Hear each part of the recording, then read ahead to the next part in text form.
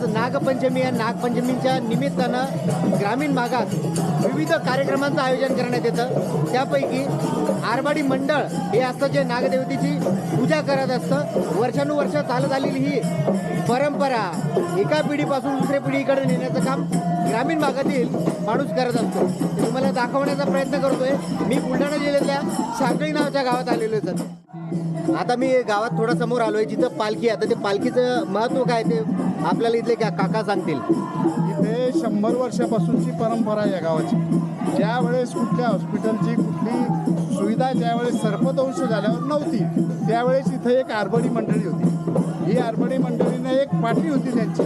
एका पाटीवर सर्व प्रकारचे सापाचे चित्र काढलेले असायचे आणि चित्र काढलेले असताना शेतातून एखादा कुठून सर्पदंश झाल्यानंतर त्याला त्याच्या समोर बसवत होते आणि त्याच्या समोर बसवल्यानंतर त्याला विचारत होते तुला याच्यातली कुठली कुळीने दंश केला आणि त्या कुळीचं कोणते म्हणजे सर्पराज कोणता आहे, कुबरा आहे ना मुनस आहे, फणस आहे, सर्व प्रकारचे आणि त्या पद्धतीनं मग त्याच्यावर ते औषधी उपचार मंत्रोपचार त्याला पॉझिटिव्ह करण्याचे ते काम ते करत होते आणि तो पॉझिटिव्ह झाल्यानंतर समजा एखादा बिनाविषारी साप जरी चावला तर त्याचा जीव दगावण्याची त्याला भीती वाटत होती। पण या मंडळीच्या हात फिरवल्यानं यांनी मंत्रोपचारानं औषधी उपचारानं कुठलाही सर्पदंश आमच्या गावात झाल्यानंतर त्या माणसाचा मृत्यू हा होत नव्हता। यामध्ये जी जडीबुटी आहे ते वापर केला जायचा का? वापर करायचा ते द्यायचे, जडीबुटी द्यायचे आणि मंत्र शक्ती त्यांची एक संकल्प शक्ती होती। ते एक विनंती करायचे आणि चंदन शेख महाराज चंदन शेख या नावाने चंदन शेख महाराज होते त्यांच्या नावाने हे सगळं चालायचं। म्हणजे देवाला विनंती करायची ते सर्पराजाचे म्हणजे खेड्यातल्या लोकांचे अतिशय प्रेम करणारे लोक येत होते। ही सगळी आरबाडी मंडळी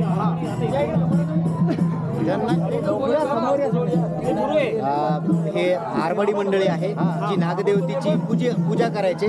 एका पिढीपासून दुसऱ्या पिढ्या चालत आलेले आहे।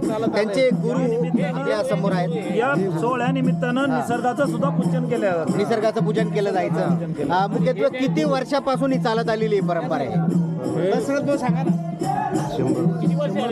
100 वर्ष झाली।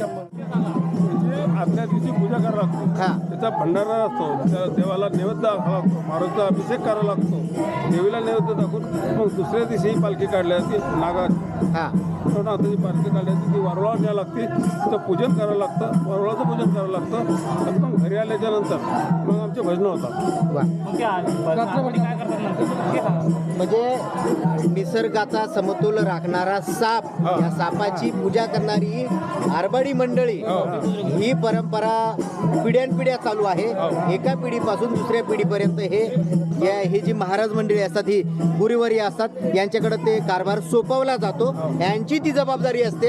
यामध्ये आपण पाहतोय यामध्ये बैल दिसतोय, बरोबर ना? गाय आहे, महादेवाची पिंड आहे, त्याच्यामध्ये चंद्र सूर्य आणि सापाचे प्रकार आहेत। गुरुचेला आहे त्याच्यामध्ये, गुरुचेला हा गुरुचेला ही परंपरा आहे याच्यातली। अच्छा, आणि त्याला पाटी म्हणतात का? पाटी ही ती पाटी आहे। तर अशा या परंपरा ग्रामीण भागामध्ये आजही आपण लोप पावला असं म्हणता येणार नाही, या आजही सुरू आहेत। फक्त ग्रामीण भागात ते पाहण्यासाठी यावं लागतं।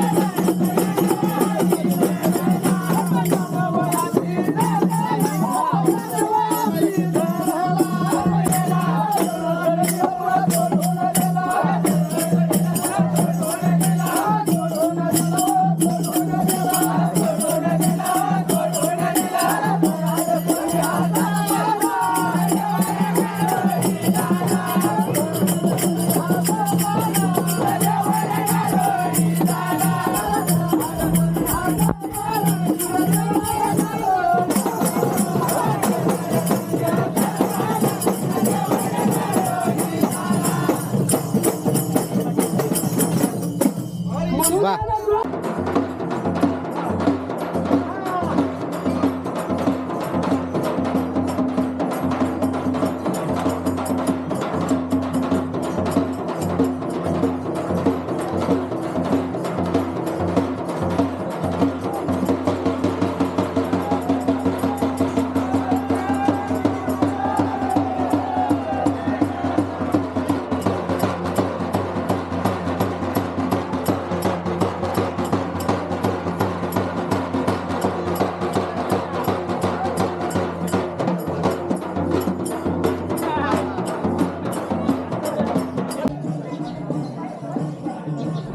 आणि आजचा हा या साखळीतला ब्लॉग म्हणजे मी ग्रामीण भागातल्या ज्या परंपरा असतात ना त्या तुम्हाला दाखवण्याचा प्रयत्न करतो आहे. जर व्हिडिओ आवडला तर नक्की सबस्क्राईब करायचं, शेअर करायचं, लाईक करायचं जर आवडला असेल तर.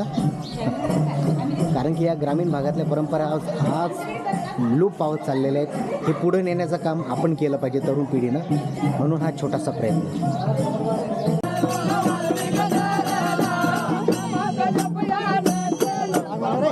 Bye.